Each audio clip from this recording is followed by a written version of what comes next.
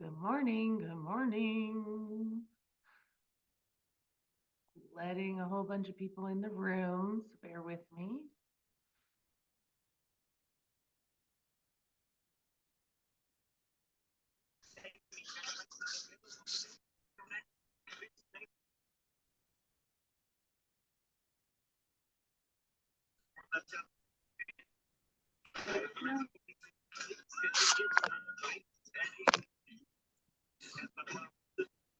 Morning.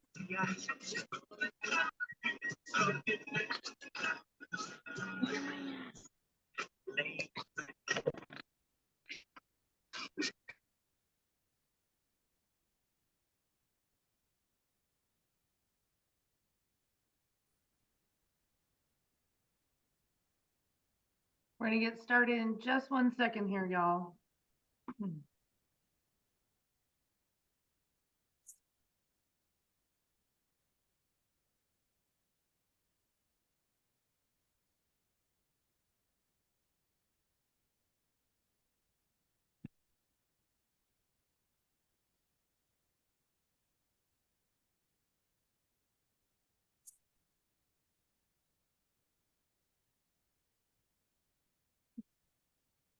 If you would tell me in the chat, if you don't have it in your name, tell me where you're from so that I can meet you properly.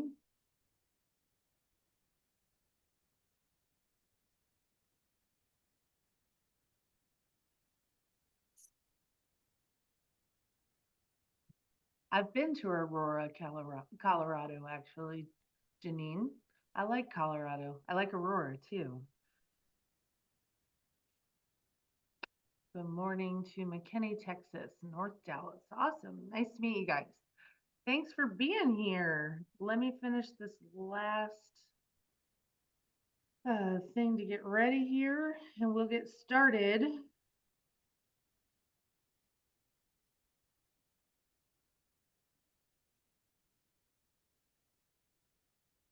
My assistant is letting some people in. 4 years. Awesome. Janine, where'd you come from before you moved to Aurora? Where were you?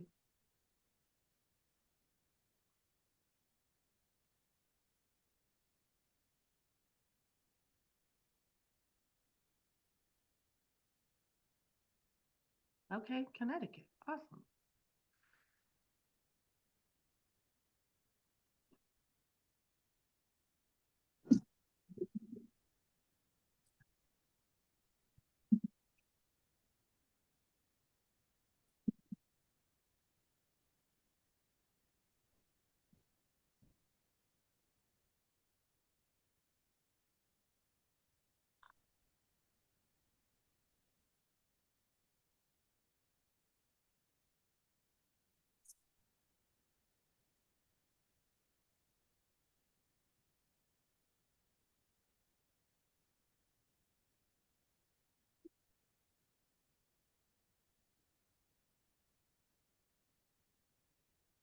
All right. Let's get going. I'm sure some people will be late because we know how realtors are. They don't always show up on time. So Jill will let people in and I will get started a little bit and just welcome you. Thank you so much for being here today. I know this is a topic that a lot of us have fielded a lot of questions about. I know a lot of us are concerned about what's going on. I know that a lot of us are not really sure what this looks like in our business.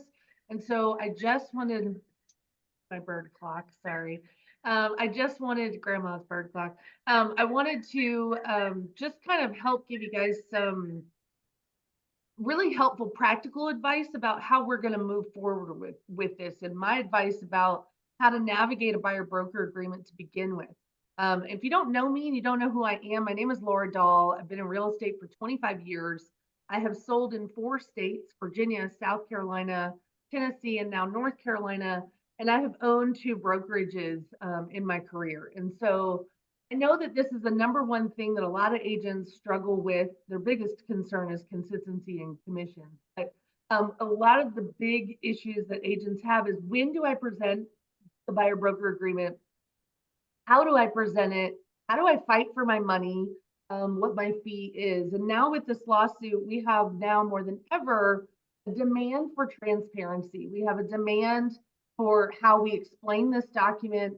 And obviously, we're going to be forced to use this document for every transaction. And so you're going to be asking yourself, okay, when do I present it?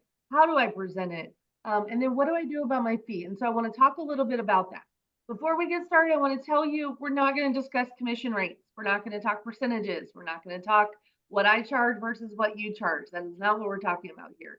What we're going to talk about is the importance of inserting your value and how you insert your value. We're going to talk about how I introduce the buyer broker rep, and maybe it'll inspire you to use whatever forms you have in your state and how you talk about it. So let me grab back the ownership here and see if I can share my screen for my handout. And let me see if it'll.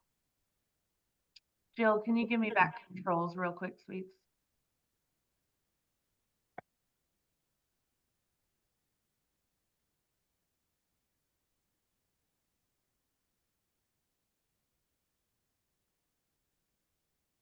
All right.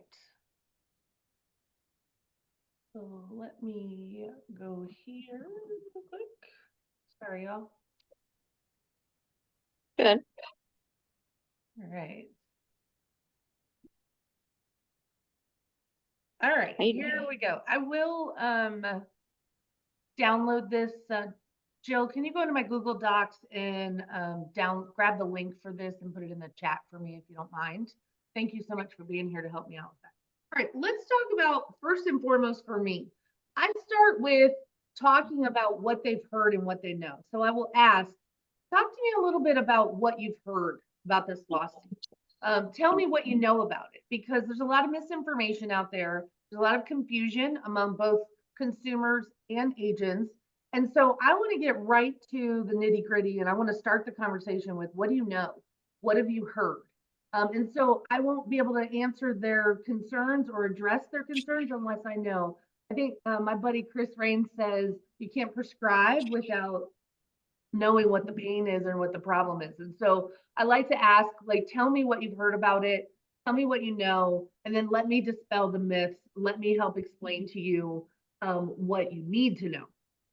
So the second thing that I always do is ask them what their biggest concerns are about buying a house. And I will address this on the very beginning of my meeting with them. And I think this is super important. How do we know what they're afraid of? How do we know what problems that keep them up at night? How do we know what their most serious thought about buying a house is? And how do we prepare for that if we don't ask the question? Tell me what your biggest concerns are about buying a house and what you're afraid of. Tell me what you're worried about. If your client or if this customer tells you, I'm really worried that I'm not going to be able to afford you. I know I need representation, but I don't know how I'm going to pay for it.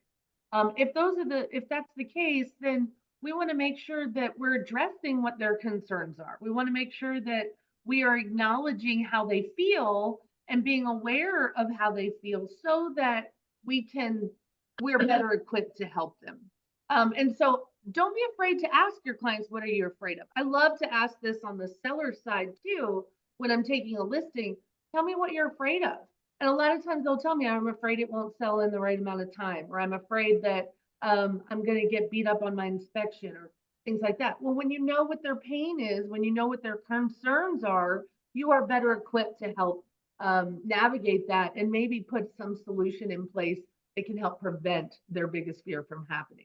So don't be afraid to make them feel a little vulnerable by asking me, tell me what to do. Number three, I think all of us need to have a little piece of collateral material that explains the difference between just an agent and a designated agent. And again, I'm talking from my experience. I'm licensed in North Carolina and Tennessee right now. And I'm mostly speaking to the way that things work in my state, but I would encourage you to investigate your options in your state, of course. But I want you to explain what the difference is between an agent and a designated agent.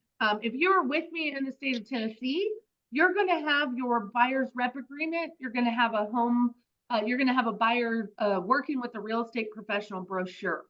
Most states have a brochure like this that is, explains the different types of agencies that exist in our industry. And so you're going to have the ability to show them that what your duties and responsibilities are as an agent and what duties you owe that person, whether they're a customer or a client. Remember, no matter where you are in the state, you have an obligation to share with them adverse facts that you know of to be wrong with the house, but I don't have to help a customer uncover those facts. I don't have to help a customer do their due diligence. So what you want to know is what kind of representation do they want? And do they know the difference between the types of agency that exist in the industry and allow them to choose? But you have to educate them first about why it's important. I personally don't like the format of the working with a real estate professional or the buyer's agency agreement to show that to my client. I would prefer you have some type of collateral that shows, this is something you can easily do in Canva, that shows unrepresented what my responsibilities to you are. And if you are my client and you enter into a legally binding contract to hire me to be your agent, these are all the duties and responsibilities that I now you have hired me to help you with. I want you to think about what that list looks like. If you're unrepresented, I don't owe you very much, right? My responsibilities to you and my obligations to you are very minimal according to what the state requires me if you're just my customer. But if you hire me to be my agent, I'm going to help you with all of these things. And so if you present it in that way, Good morning, Crystal. if you present it in that way, how could your customer not think that you're the right choice, right? How could your customer not think that they would need representation or would prefer to have representation than not? So again, it starts with explaining the different types of agency to them, explaining to them what your duties are to them if they don't hire you. If they don't hire you legally as their designated agent, how does that change what your services are? One of the big things that I want to point out to you is I want you to make aware, just like your inspector, make aware, don't scare, right? Your job is not to be the fear monger to make them feel like their only choice is to hire you as an agent. Your job is to let them know. Again, part of this lawsuit is that we need to be more transparent, right? You might have been operating this way all along. And so this is not a big change for you.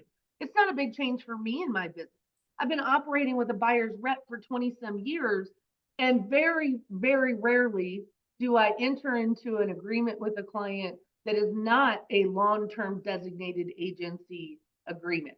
However, you do have some options. I want to talk about some of those options in a few minutes, but I want you to lean in on being transparent, making sure that you have explained to people what their options are and what your duties are to them, regardless of what type of agency you're involved in.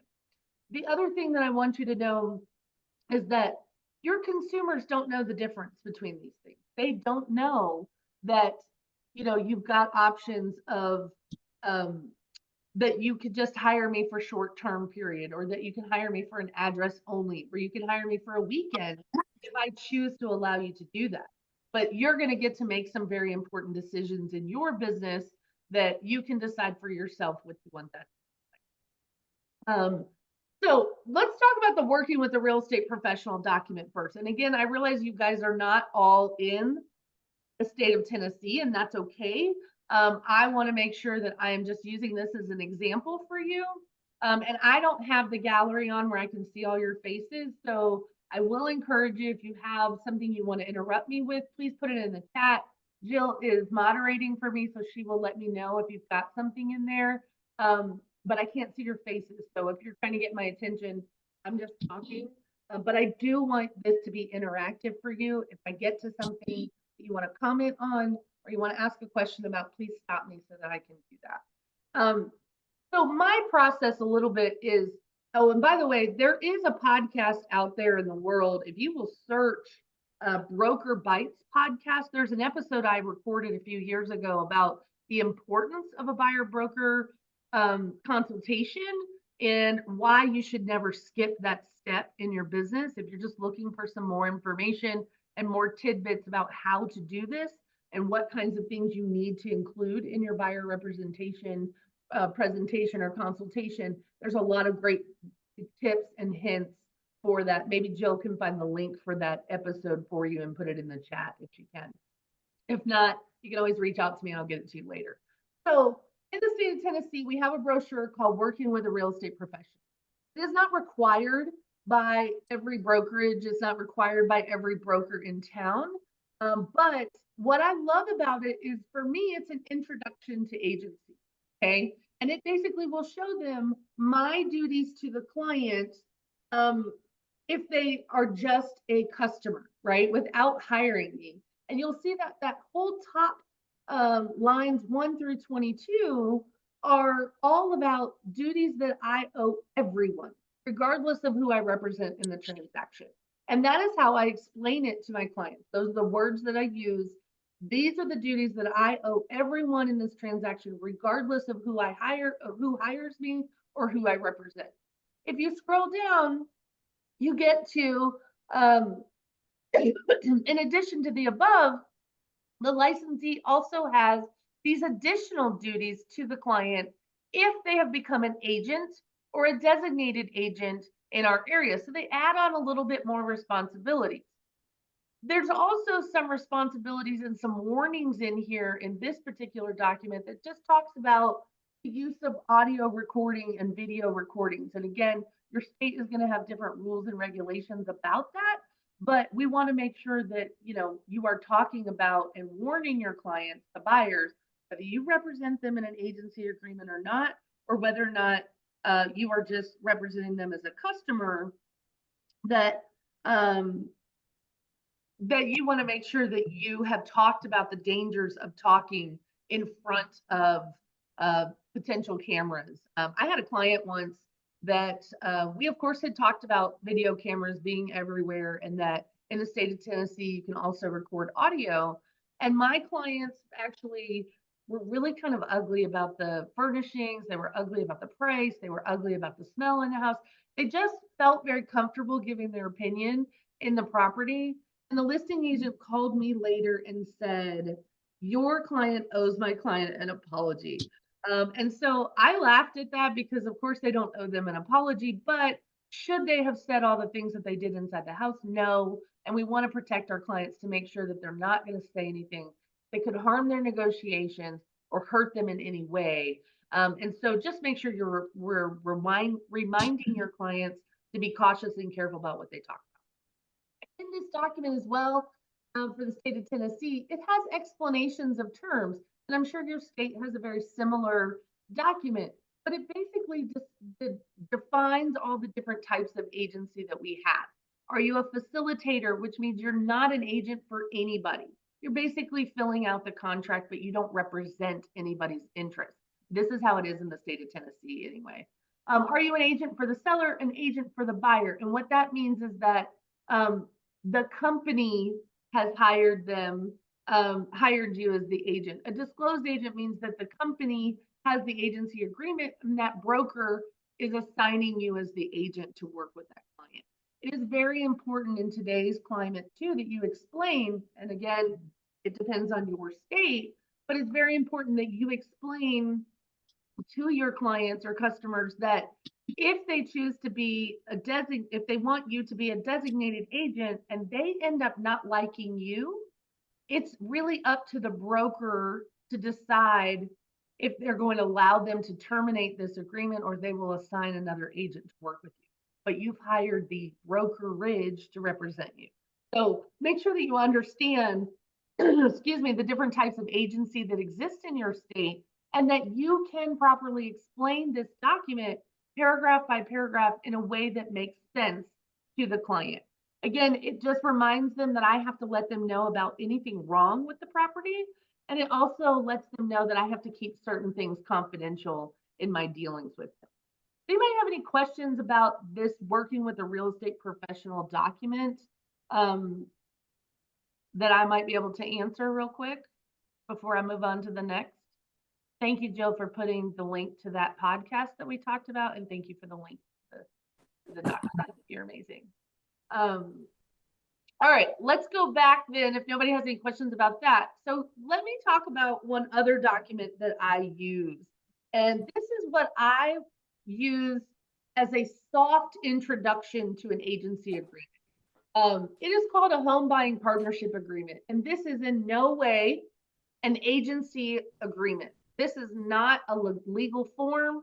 This is not a form that I actually would use to take to court as a buyer representation agreement. I use this as a soft commitment with my client. So let's say my client is not ready to officially hire me to be their agent yet. We've just begun a conversation. I'm going to begin working on their behalf, but maybe we're not ready to just enter into an agreement yet. This is not going to replace your obligation as an agent to sign a buyer agency agreement. This is just a soft commitment for you to explain how you guys are going to work together, to explain what your business philosophy is, and for you to kind of talk about your value. You can make this document a lot longer and include the list of things that you're going to do on that buyer's behalf to show your value. You can also talk about your fee in this document if you choose to. What this is basically an introduction to my business. You guys have the link to this document, so you can use this, edit it, make it your own. But basically, it tells my philosophy. It explains that all expenses are paid solely by me in advance and that the commission reimburses me for my time and expenses. So I'm explaining to a client that I actually receive no wage and no salary and that I make 100% commission until their house closes or until they purchase from me. I don't know that all consumers understand how we get paid. That's part of why this lawsuit came about, is because there is a lot of misinformation. There's also a lot of confusion. And so I want them to know I don't work for free, right? I am basically fronting the expenses, and the commission that I receive or the compensation that I receive is a reimbursement for my time, my effort, and my expense. Okay. I think that's really important to let them know. But what this document also does is let them know that I'm going to provide a level of service that's going to make them proud to say I'm their realtor, but it's also going to ask them to do a few things. You are going to work with me as your exclusive realtor, which means you and I are going to sign a legally binding contract hiring me to be your agent. I'm going to pause here on this document for a second, and I'm going to see your faces because I want to ask the question. How many of you actually shove a buyer broker agreement at somebody the first conversation that you've ever had? If you do that, raise your hand. Do I see a lot of head no's? Let me scroll the gallery real quick to see what we got. Shake your head yes or no for me. Let me hear those things rattle a little bit. Okay, those of you that are on camera. No. So everybody agrees you don't want to get married on a first date, right?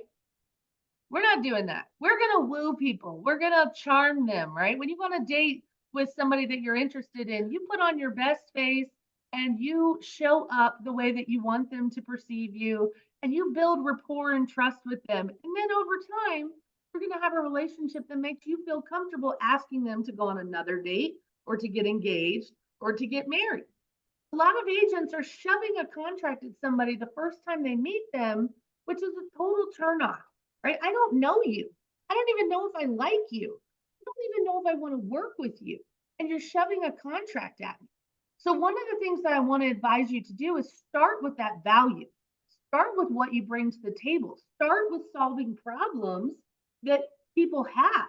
Start with understanding their pain points and their concerns and their issues and what their fears are, and have a solution in place for that.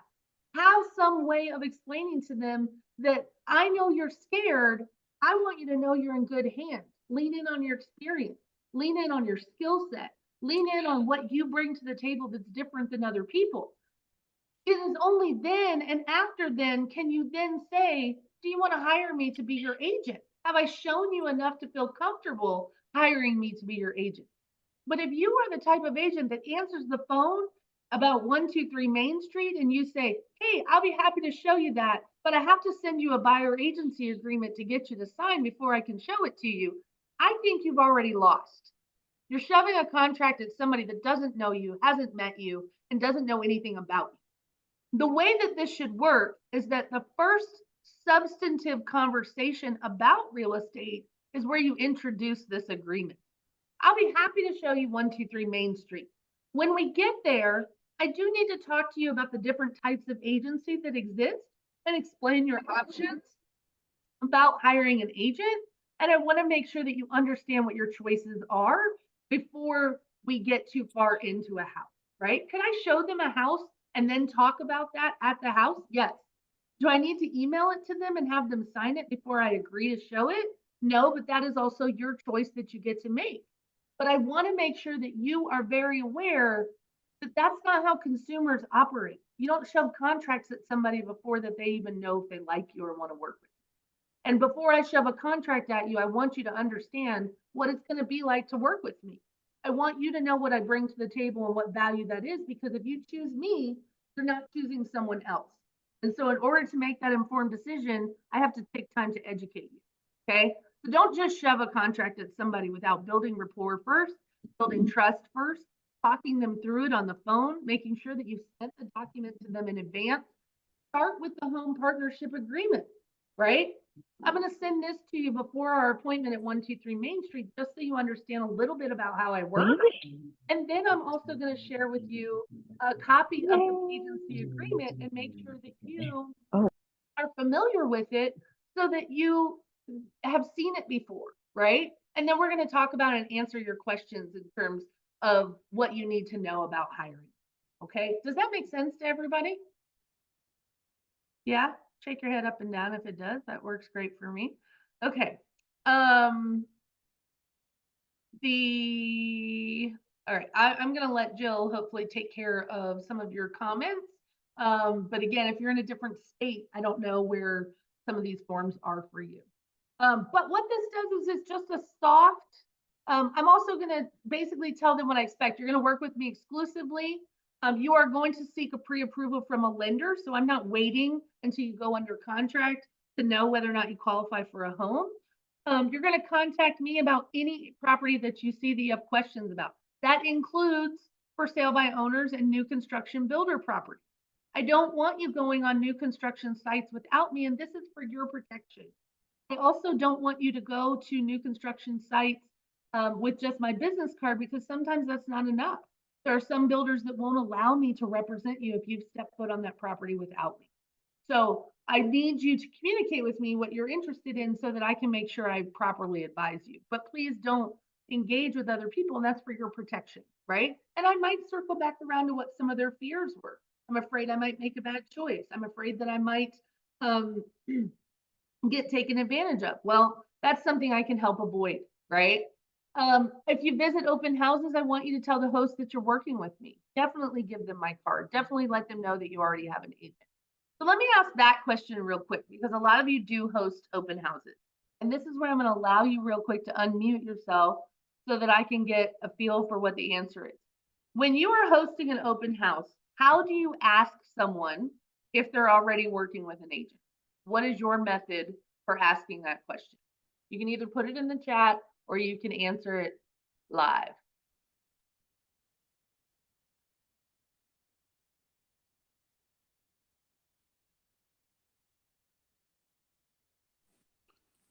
In the conversation of just saying hello, be like, you already have someone representing you, helping you look for places. Okay, that's a good answer. Thank you for answering that for me. So let me tell you what most agents do. So most agents either have a sign-in sheet on the counter that says, are you working with an agent? Yes or no. Or the agent has been taught by their board at their Realtor Association to ask, because you are supposed to ask, are you working with another agent? But let me give you the words choice matters. So if you are one of these people in an open house that says, are you working with another agent? The answer is always going to be yes, because they are. They're working with 7 or 8 agents. They're working with 4 that are sending them properties. They're actually looking at houses with 2, and maybe they've signed a buyer broker agreement with 1. But the answer is always yes, I'm working with someone. The other reason is because they don't want you harassing them. They don't want you calling them every 3 days or every day leaving messages. So the way I train and coach my agents to ask Because instead of saying, are you working with an agent?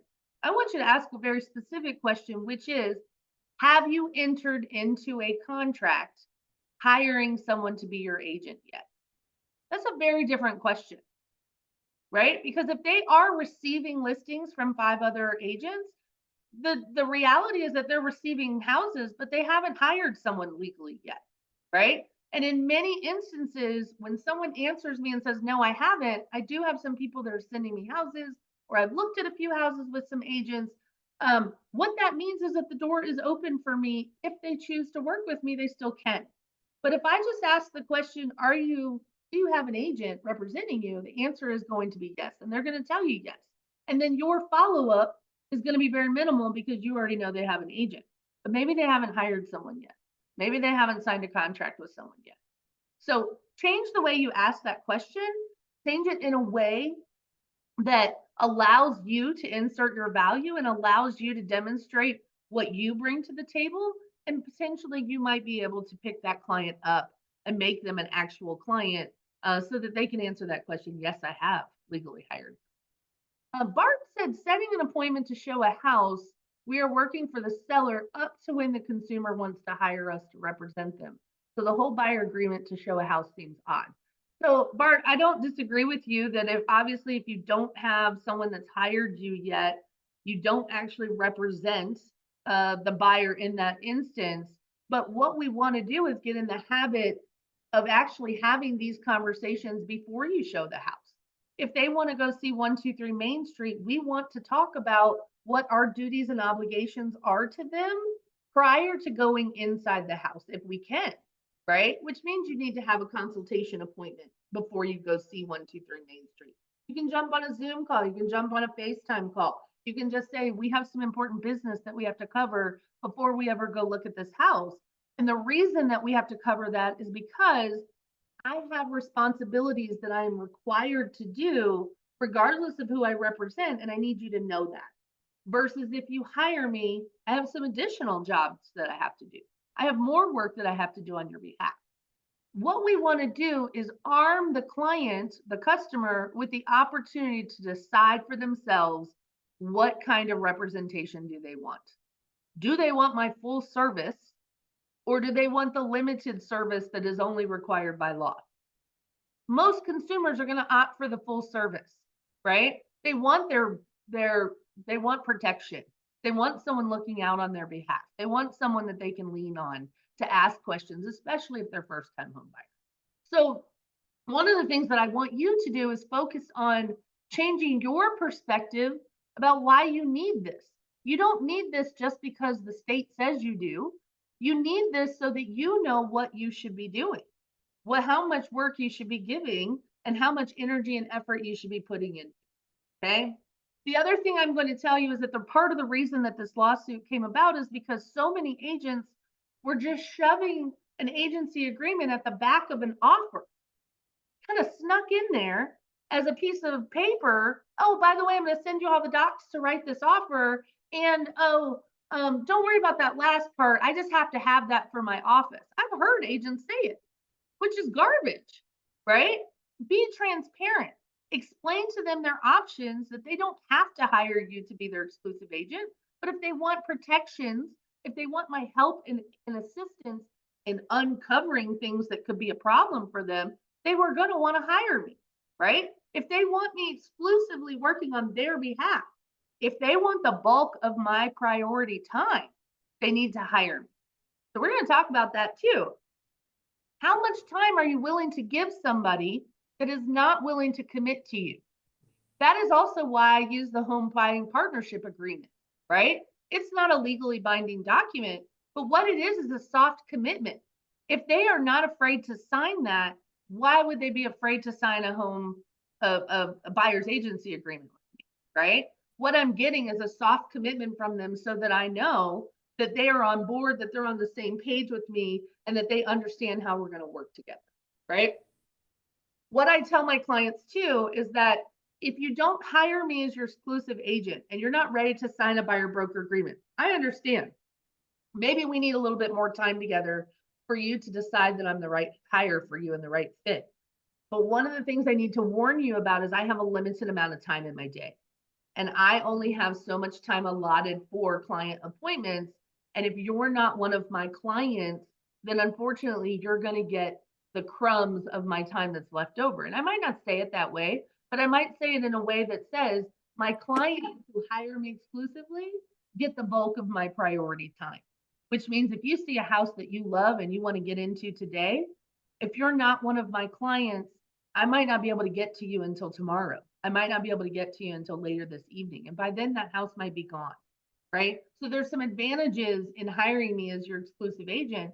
If you want me to respond to your calls immediately and your texts immediately, if you want me to jump every time you see a house that's for sale, you've got to be one of my clients, right? You're not just a friend. You're not just a consumer. You've hired me, right? Again, your accountant doesn't answer your tax questions unless you're one of his clients, right? He's not going to give you advice for free. We should not be giving our advice away for free either. And being popcorn agents that just hop and jump at every opportunity. No, slow your roll. Slow your roll and give your priority A time to your clients. And the ones that have hired you and have trusted you, they get the bulk of your time, right? All right, moving on. Anybody have any questions or comments so far? Yes, no, maybe so. All right. No. Bryce said no. Okay. Moving on. The next thing I think that you need to be prepared with is you need to know how to explain agency. So if you're new to the business, you need to grab all three of these documents that I have and you need to study them. You need to know the difference between an A, and you learned it all in licensing, but for some of us, that was back when dinosaurs roamed the earth, and you might not remember all the ins and outs of agency, but you need to be able to explain it. B, you need to explain your value and what you bring to the table. What makes you different than other agents? Why should I hire you as opposed to the other 10 agents that I might know? If you don't know the answer to that question, you need to do some work. You need to work on figuring out what your value is. What makes you a better agent than some other choices? You do not have to disparage other agents in order to insert your own value. You do not have to say what's wrong with other agents in order to say what's right with you, right? You talk about you and what you bring to the table and what your special sauce is and what makes you unique without having to disparage somebody else. And if you can't do that, get out of the business. Okay. That's my soapbox for today. Sorry.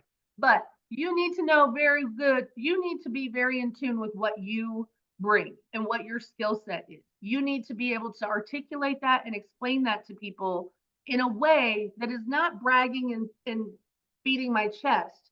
It is again solving problems that you know are going to come up. What are the pain points that buyers have? Why do they need agent representation? Think about all the things that could go wrong for somebody who doesn't have an agent. Have a solution for those. Address those pain points. Talk about why an agent is needed and what could go wrong if they don't have an agent. That is not that all that's going to do is help you substantiate why someone needs to hire an agent. And then you want to fill in why you are the agent that they need. Okay. So you need to know your value. You need to know what you bring to the table. Again, explain why hiring an agent is important, lean into the problems, help them understand how you can help them avoid problems that are going to come up or concerns that hiring you might solve. I do present the agreement literally before we get to a house. I always try to get a buyer broker presentation in, whether it's through FaceTime, whether it's through Zoom, whether it's a phone call. I am always going to talk about, listen, before we go look at the house, I do need to talk to you about agency. I need to talk to you about legally hiring me to be your agent. And some of the things I get back are, why can't you just show me the house? I've called 5 other realtors and they all just show up and show me the house. I totally understand that. I know that there's a lot of agents, you have a lot of choices, but this is how I run my business and it's for your protection. I want to make sure that you understand before we ever get to a house what my duties and obligations to you are. And I want to give you the option of hiring me before we get to the house so that when I get to the house, I can help you uncover things that might be wrong with the house. I can help you discover things that might be important to you. I don't have to do that if you don't hire me. And there are a lot of agents that are willing to show you a house without that, but that's not how I work. Stand your ground. Tell them what your process is. You're always going to find someone who can do it cheaper, who can do it, another way. You can always find somebody who's willing to jump up and go show a house, but that's not how I operate my business. That's not how I work. And this is my business. This is not a hobby for me. Okay. One of the things I want you to know about the buyer agency agreement, you should not view this agreement as a noose around your neck. Oh my gosh, now I have to get this signed. They're forcing us to do this. They're required, my office is requiring it. Here's one of the things I want you to know. When we first got licensed, we're taught on a buyer agency agreement. For most of us, your broker or your mentor told you, oh, well, write it for 6 months, or write it for a year if it's new construction, or maybe some of you do 2 or 3 months, whatever you decide to do. I want you to know that you have lots of options when it comes to this agency agreement. You're going to want to check in your state to see if it applies to you, but you can offer it as a single property address. So let's say they want to go see 123 Main Street. You can say, I'm going to send you a buyer agency representation that hires me as your exclusive agent, but only for this property address. So you can write your agency agreement, at least in the state of Tennessee and the state of North Carolina, you can, as a single property address agreement, meaning that you're only hiring me for this house and this house only. You can also hire somebody for a specific date. Let's say I'm showing you 8 houses. You fly into North Carolina. You're here for a few days, and you want me to devote the next 3 days being your tour guide and showing you all over North Carolina and houses in 42 different neighborhoods. I'm going to do a buyer broker agreement that covers me from Thursday to Tuesday because that's the time that I'm investing. If you're not comfortable signing a 4-month or a 6-month agreement with you, I have options. You don't have to commit to me for a year, but you're going to commit to me over the time frame that I'm willing to invest in you, right? You also can do it for a limited time frame if you'd like. So let's say, hey, give me 30 days. Let me work with you for 30 days. And after 30 days, if you're not happy with my services, I will let you out of that agreement. You have choices. It's your business. You choose what you want to do. The fourth one is just the full service. Okay, I know you want to buy new construction. The build time for this is going to be 9 months. So we're going to be under an agreement for a minimum of a year to cover my time and to cover how long it might take for this build process. And I want to make sure that your representation extends throughout the entire build process, right? Or even if it's just, we're not really sure where we want to live. We're investigating 3 cities. Okay, let's work together for a little bit longer of a term because it might take you a year to discover which place you're. But what I don't want you to see it as is I'm going to get you into this contract for 6 months and I'm going to hold you hostage for 6 months. That's not going to sit well with the clients either. They want to know that they have options. They want to know that there are solutions. You don't have to offer it as a single property address if that's not how you operate your business. But I want you to know that you do have options for the clients that give you pushback to tell you they don't want to commit to you because they don't know you yet or you don't have a relationship yet. You can do them on limited terms to earn their business, which means by a specific address or specific limited time. It doesn't have to be for 6 months or a year. Okay. E says explain their options. So again, when it comes to the compensation, how am I going to get paid? Right? We are still seeing in both Tennessee and North Carolina that most sellers are still offering compensation, right? Most sellers are going to continue to offer compensation. You just will not see a line item in your MLS that says what that compensation is. Okay. And so it is very important during your consultation and during the explanation of this agency agreement to make sure that you have explained to them properly how you're going to get paid. Okay. You want them to know that in most cases, the seller is going to pay your fee. Okay. You get to decide what that fee is based on you and your agency and your state and what all that entails. Okay. But in most cases, the seller is going to pay my fee. Well, what happens if the seller doesn't pay my fee?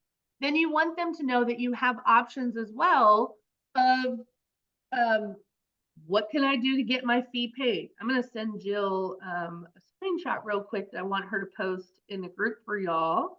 that, and again, I don't know that this is possible in all states, but it's definitely possible in Tennessee and in North Carolina, and it will depend upon your brokerage as well. But what we want to do is make sure that you have the ability. So here's where I'm going with this, and I'm sorry, I'm multitasking at the time. Where we're going with this is that most companies do not want you to make compensation a part of the contract, right? You get your hands slapped by a lot of brokers that say your compensation agreement is between the listing agent and the buyer's agent, and it should not ever be part of the contract. But now our clients have a vested interest in who pays this fee, because if the seller is not willing to pay it, how does the buyer's agent get paid? How is the buyer paying it? And so there are some instances where you can make your compensation part of the offer. And Jill is going to post that screenshot that I just put in there with the language. But you can write in special stipulations that at the buyer's instruction, that the buyer's purchase price offer is contingent on the seller agreeing to pay a certain percentage of the purchase price towards buyer's agent compensation at closing. So Jill, hopefully you got that and you can post that screenshot in the group so that people have the language. But what I want you to know is that what that does is make it part of the offer, and it makes it part of the buyer's instructions to you that their offer is contingent upon the seller paying their fee, because maybe they don't have the cash to pay the fee. Maybe they don't have the ability to pay it. And this allows you to make it part of the offer and make it crystal clear that at this sales price, the buyer is expecting this certain credit to go towards their agent's compensation. Okay. It's crystal clear what it's being used for. It is agreed to by both parties and is very specific that this offer that they are writing is contingent upon getting that back as a credit to pay their agent's fee. Okay. Sometimes your buyers can pay the fee. Most of y'all, and I say y'all collectively, I don't know you all individually, but most of you are very afraid to ask your buyer to pay the fee. You're scared. The reason you're scared is because you haven't done a good enough job inserting your value. You have not done a good enough job educating the client about why they should pay your fee. Did you even earn it? Do you have anything to show for why you've earned this fee? Can you explain to the client what your daily activities are that you're working on their behalf that earned that fee? And most of you don't have much to say because you haven't thought about it. You haven't had to ask a buyer to pay your fee. But I've been asking buyers to pay my fee for 20 some years. They bought for sale by owners for a good 5 years. Every for sale by owner that I worked with, I had to negotiate my fee up front. It's the same thing that we're going to be forced to do now. If I show this house, are you paying my fee? Right? If my buyer decides to buy it with an acceptable offer, what is your plan for paying my fee? I also have worked with a lot of builders, and I won't mention a name, but we got one under contract this week that builder pays pennies compared to what my normal fee is, right? And so we have a conversation during that buyer consultation with our client that should they choose to buy a house where the compensation is less than what my fee is, that they know that they're responsible for paying the difference. And we give them options about how that fee can be collected. We're going to talk about that in just a second. But we went to the buyer. We explained to them what our fee was in the very beginning. We inserted our value so that they knew that we were worth our fee and what kinds of things we were protecting them from and how we were going to show up throughout that entire build process. We are not the agents that just show up at closing and collect our check. We are there for every appointment with that builder, from selections, pre-drywall to the walkthrough, every step of the way. And so they know that we're going to be involved in the process, and we're going to be there guiding them and protecting them and representing them, right? Well, he went under contract with this particular builder, and we immediately sent an amendment. Now, people will ask me, why do you need an amendment if you had a buyer broker agreement? Because I like things crystal clear. And again, the word is transparency. So we sent an amendment that said the buyer has elected to build a home with XYZ builder, and that builder is offering Y as a compensation. The buyer acknowledges that the balance of our fee of whatever that was would be due and collected upon settlement of that home, so that we have all talked about how much we're getting paid from the builder.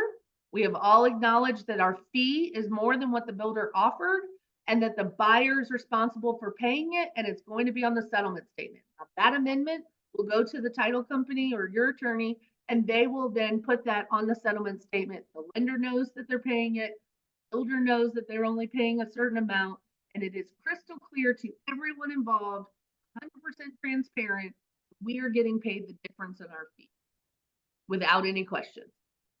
I'm not going to rely on the buyer broker agency agreement to protect me and my fee because there's so many questions about it right now. I'm not going to rely on that document to make sure that it is understood how much I'm getting from the builder and how much I'm getting from the buyer. I want it spelled out. And that gives my buyer peace of mind, and it gives me peace of mind, and it gives the title company peace of mind that they're okay charging it to the client because they have the client's signature on it and it's specified. So consider using something like that in your business. If you're not getting paid your full fee, remember, part of this settlement is that you cannot charge the buyer more than what's on your buyer broker agreement. So if your buyer broker agreement says 0 and the builder offers you $2,000, you cannot collect the $2,000 if your buyer broker agreement says 0, right? You can only collect what's on your agreement. So make sure that they match. And if they don't match, have a crystal clear amendment that explains everything. So it can be contingent as part of your offer in certain states. The buyer can pay it at closing. Maybe you offer a payment plan to them. And this is something that may come out of this lawsuit as well.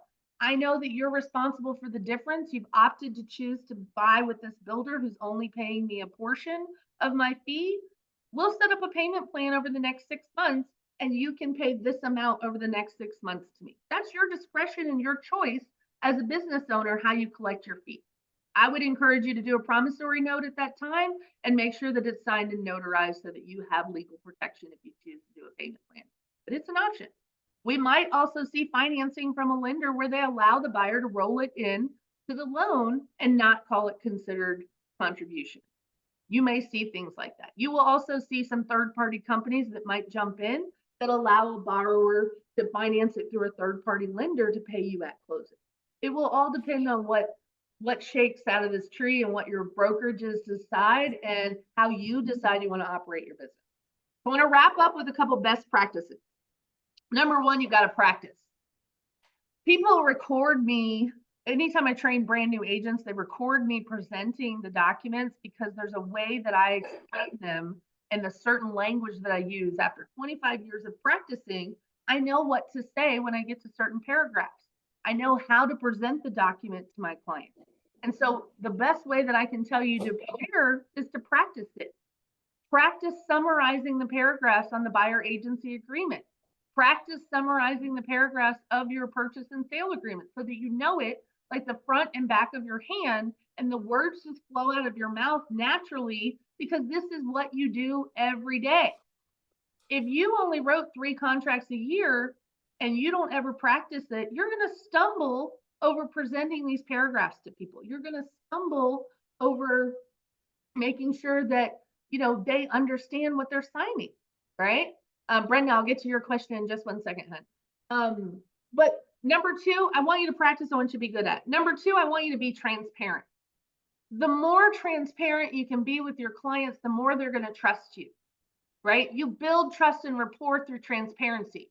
I was showing a house once to a client, and it was on a very busy road. It backed up to a very busy road, but these clients were from Chicago. And we stepped out onto the backyard, and I said, I need to ask, and they were in love with this house. They loved everything about it. And I said, I need you to step out on the back porch with me. I need to know how you feel about this road noise. They said, oh, we lived under the L. It's not a problem for us. We're used to noise. No big deal. My job as their agent, I understand it doesn't bother you, but I would not be doing my job to represent you if I didn't make sure that you understand this could be a problem for you when you go to sell it. That client commented to me, you know what? This isn't the right house for us. We think any other agent would have just skirted over it and kind of swept it under the rug. And they probably wouldn't have said anything because they thought it would cost them a sale. And what you showed us is that we can trust you that you're putting our interests above your own, and that is how you build trust and rapport. Your interest should always come second to theirs.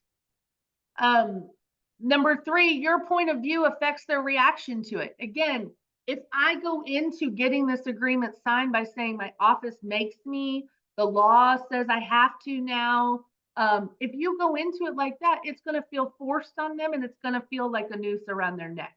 Your point of view is going to determine how they respond to it. So if I lean in on that, this is for your protection and this is for my protection.